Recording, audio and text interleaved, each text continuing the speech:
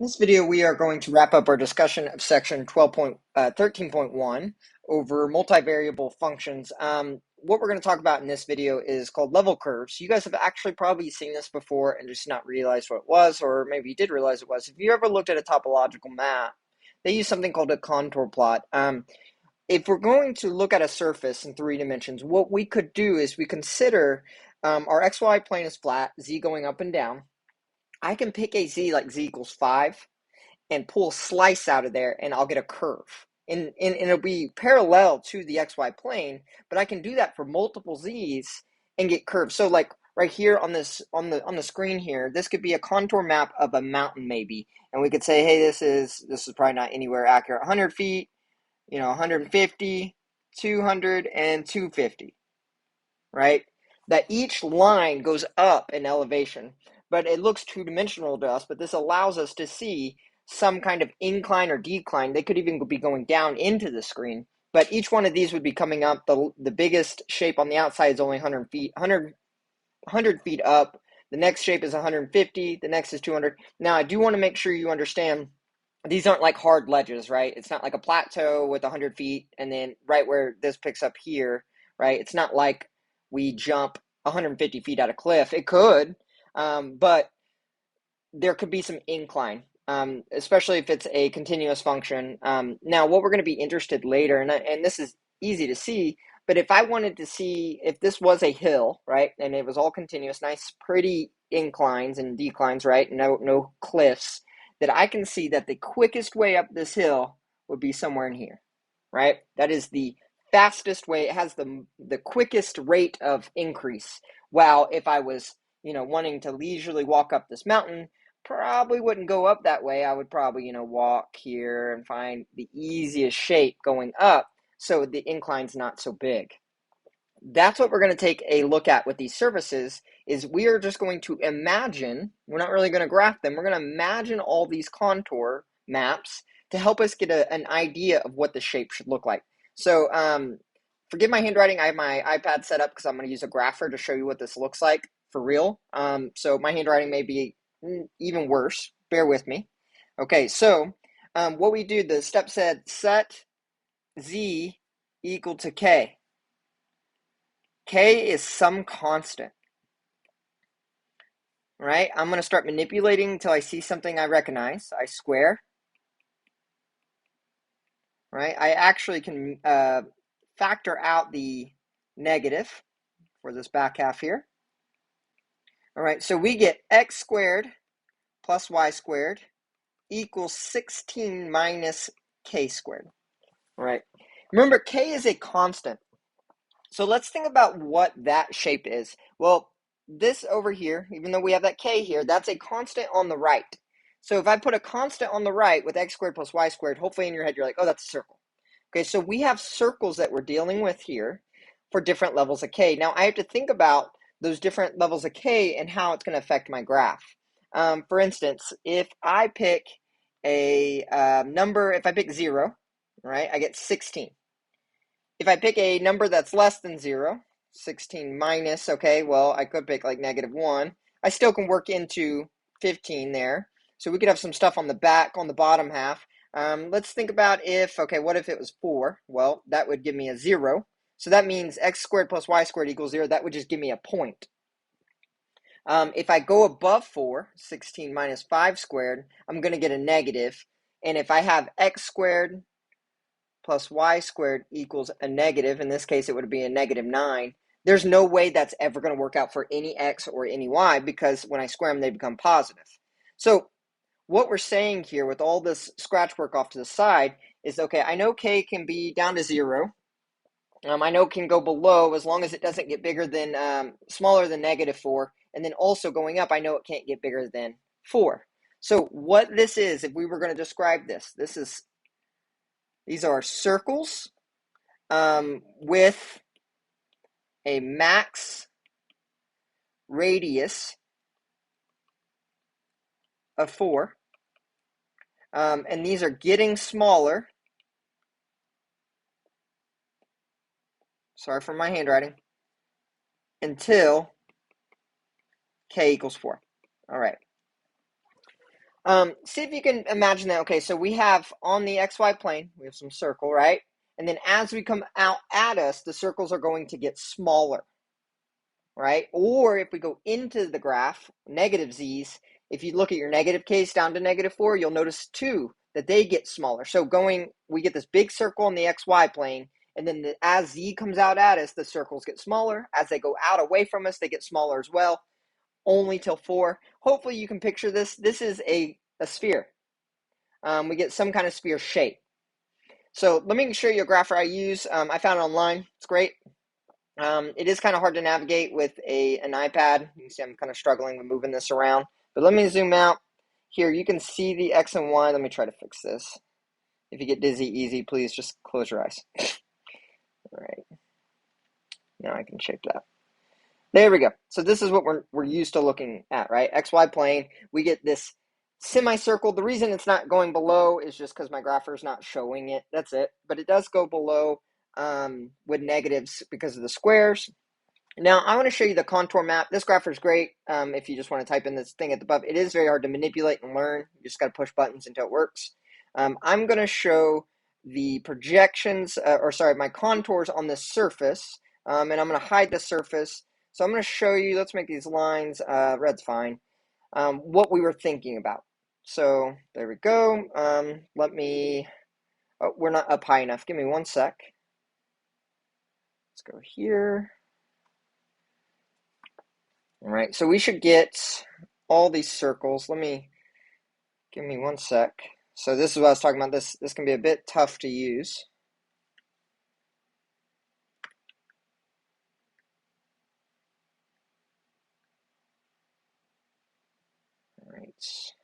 All right, let's try plotting that again with the contour. So, let's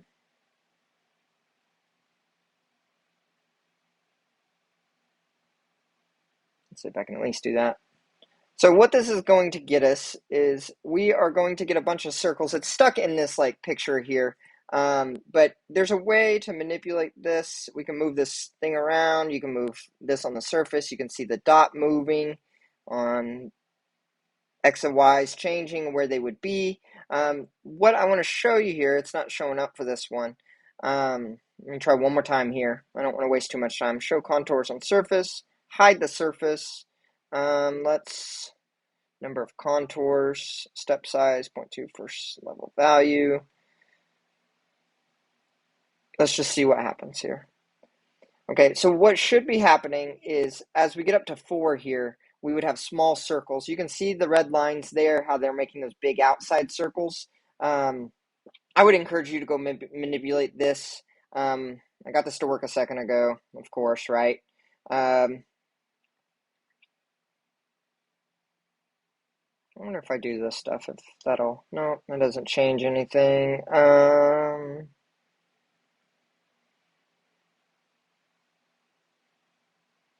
right, so imagine circles, all right, on that. That's the shape we get. Sorry for the spin there. It does that when I go back. So we get this ball here with a bunch of contour circles. If we were to look at this flat, sorry for my grapher not working. Hopefully it'll work on the other ones. If we look at this flat, we'd have this like big circle here. Then we'd have another circle depending on where we go up. Then we'd have another circle going up all the way up to show us that it like balls up at the top. This is what that should look like. Something about the grapher wasn't working with that. I hope it works on my next example. But that's what we get. We focus on the level curves. Where are my different z's? And that gives me a shape. If I can plot it in 3 dimensions as well, and I'm going to show you. I want to show you that. Let's see if I can get the graph to do that one last time, and then I'll give up on it. So let's take our shape. We're going to do a contour. So show contours on surface. That.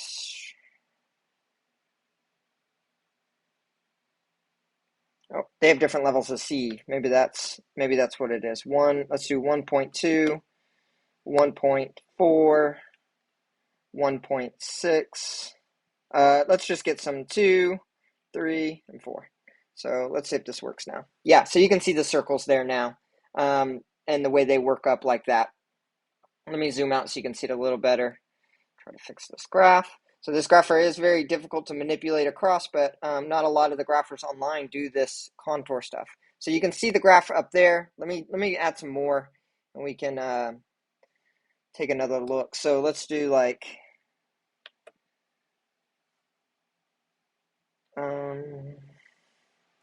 let's add some in.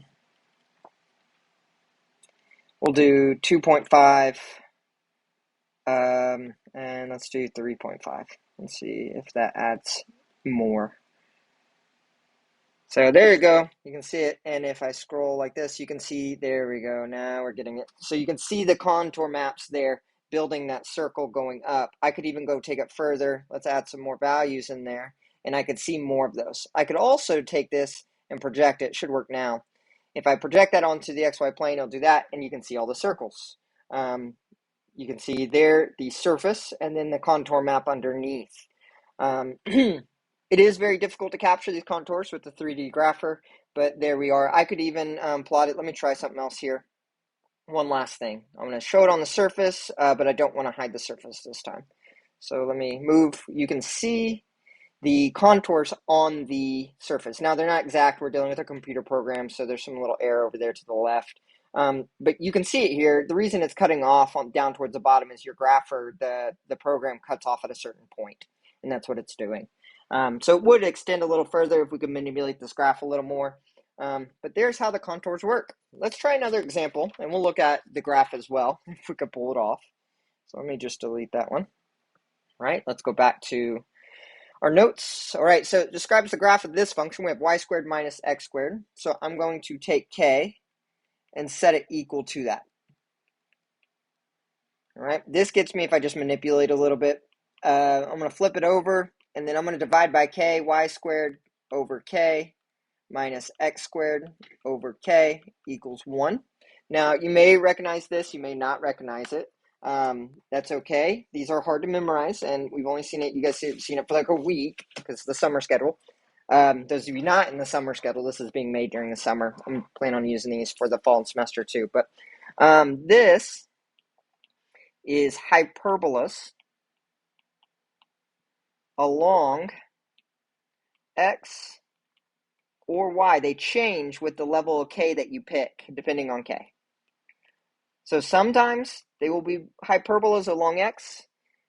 Sometimes they will be hyperbolas along y, just based on k. All right, let's take a picture of this.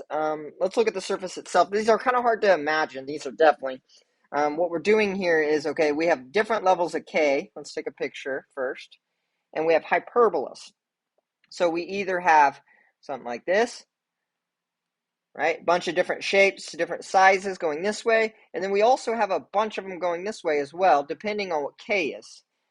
Using the level surfaces for this and trying to use a contour map like I have drawn here, you're going to be surprised on what that's going to look like. So imagine what that looks like in your head for a moment. If you can try.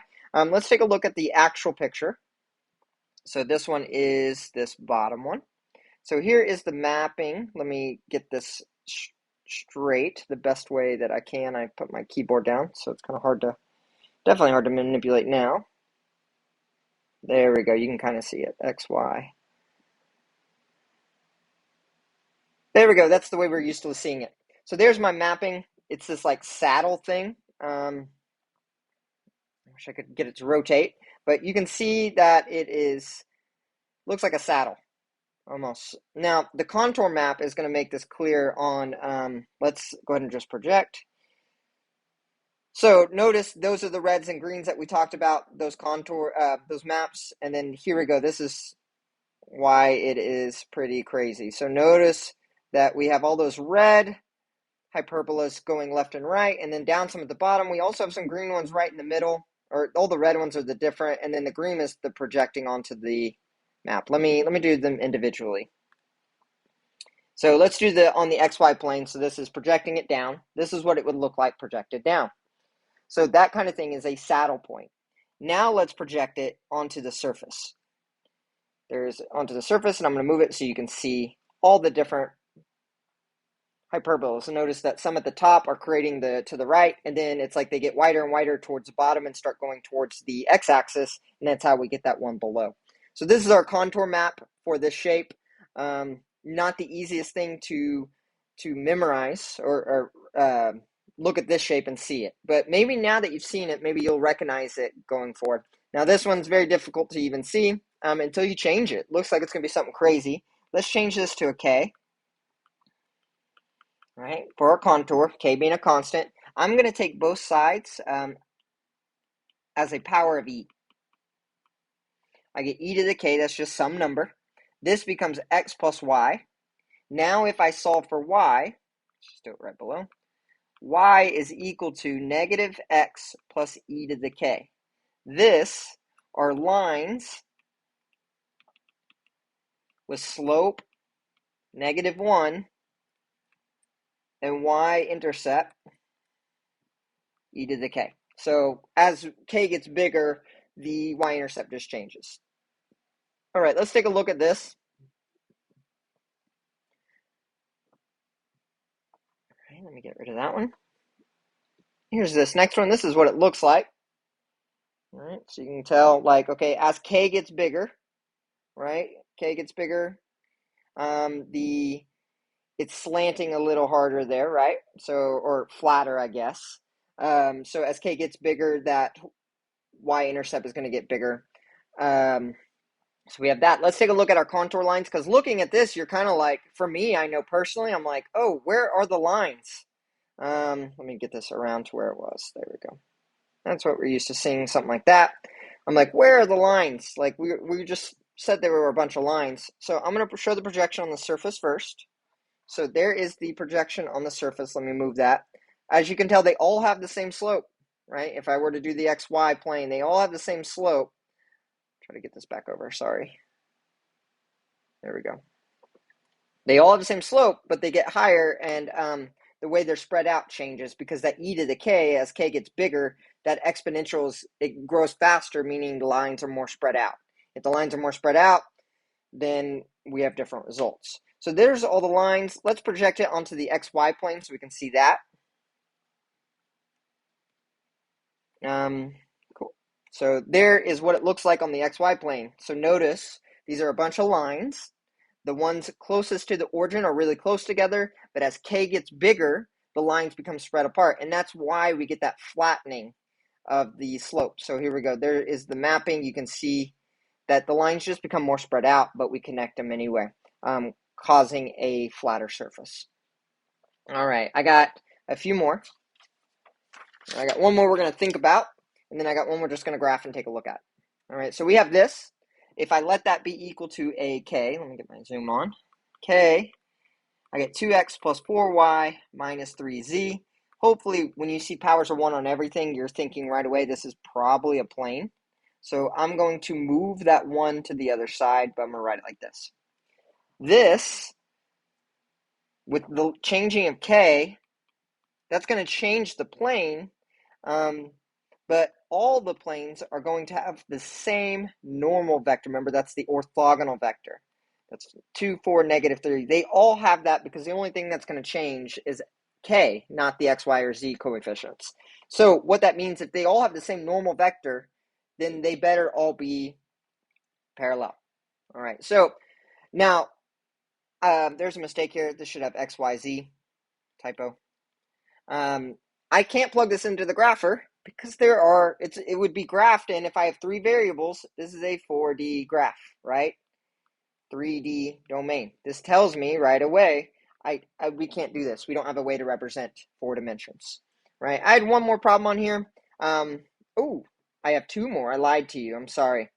So this, whatever this shape may be, the contour curve would be a bunch of planes. Very difficult to see, very difficult to understand. That's the problem with our 4D stuff. We can still do algebra on this type of stuff. We could still talk about the calculus on it, but the imagining is when it becomes difficult. All right, I got one more to work out, and then one more I'm just going to show you. We have here k equals x squared plus y squared minus z squared. This really comes down to the sign of k. If k is positive, I would just leave the function the way it sits. This tells me that this is a hyperboloid, one sheet hyperboloid, because I have one negative. They're all squared, I got one negative, and I have a constant. If k is 0, this tells me it's a cone, right? That's the only one like that with the minus there.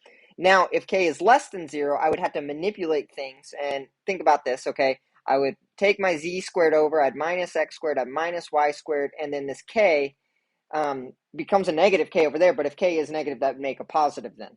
So that puts two negatives, which tells me that this contour map is a two-sheet hyperboloid. So it changes with k, which means our graph would be very strange, and we can't even imagine it because the contours are surfaces all built together to build this 4D shape.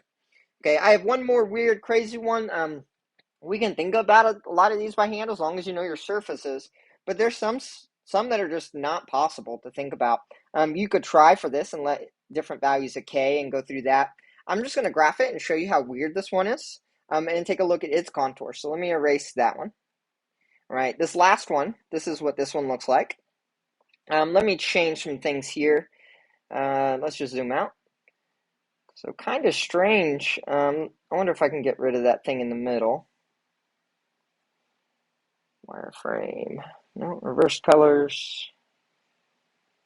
Let's do, there's a normal appearance, but you can see, let me zoom in and maybe it'll make it more obvious. There's like a bump right in the middle, right? It's like almost a wave going into it. Like this could be something dropped into water. I don't know if water reacts like that. That would be those of you that are going to go and study Navier-Stokes. All right, so I'm going to project the contours onto the XY plane and hide the surface so we can see it. All right, that makes sense, right? If we let me zoom out just a bit. The big spaces in between would be, okay, well, the lines that are close together is a quick rate of change, right? It changes really quickly, but when the lines are spaced, like every other like big group of number, like these lines here, the spaces in between, that's when the graph isn't growing very fast, right? Let's take a look at our contours, but in 3 dimensions. I'm gonna not hide the surface this time so we can see it, right? You can see all the contours, right? There's the little circles, and then you can see the flat plane in between that little bump. You can see the space that doesn't have any red lines because it's not changing very fast. We could get contour lines in there if we were to change the step size. Right now, the step sizes are going by 0.2, and I changed them a bit. But there's our contour map. That would be very difficult if we started mapping those contours and tried to figure out what this shape was. Sorry, it's spinning on us. But this is three-dimensional surfaces, multivariable. A lot of these you can do by hand. Some you definitely cannot. What you need to be able to do is understand what kind of graph we're looking at. Because just like in Calc 1, if you understood what a parabola looked like or what an ellipse looked like, it was easier to take the derivative at a certain point because you kind of understood what, maybe not take the derivative, but graph the derivative, right? Stuff like that. We're not going to really graph these by hand too much because they get crazy difficult. But this is where we're headed. We're going to do some calculus on these shapes. It gets pretty interesting. So here we go.